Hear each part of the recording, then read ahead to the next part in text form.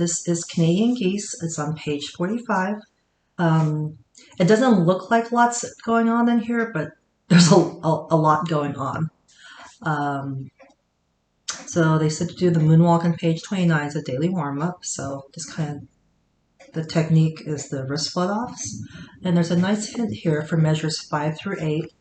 Let your left hand chase your right hand of the keyboard.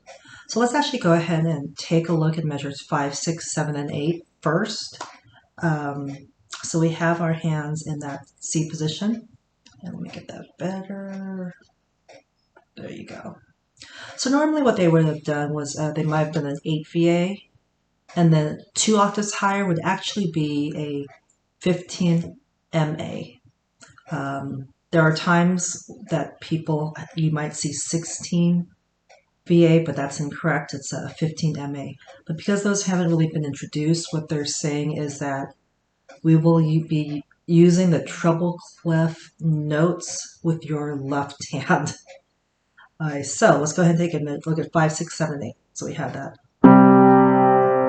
And then just replacing your hands with your left hand.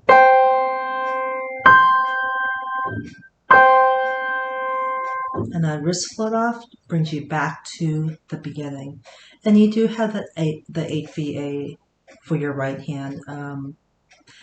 Yeah, that's just all that means for this one is, and instead of reading that as a bass clef, which would be here, they want your left hand to play the treble clef notes. I know that's a little crazy.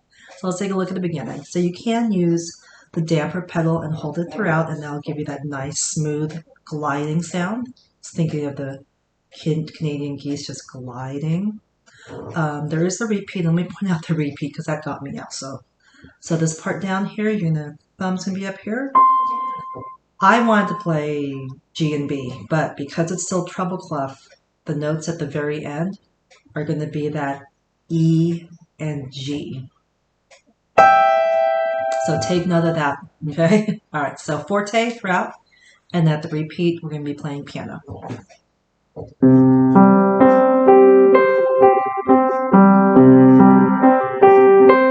Nice wrist float off.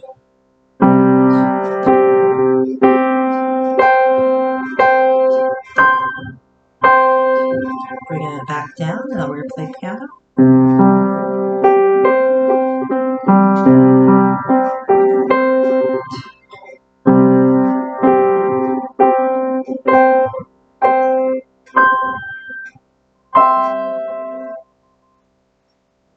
I hope that is helpful. I'm glad you reached out to me because that is crazy looking.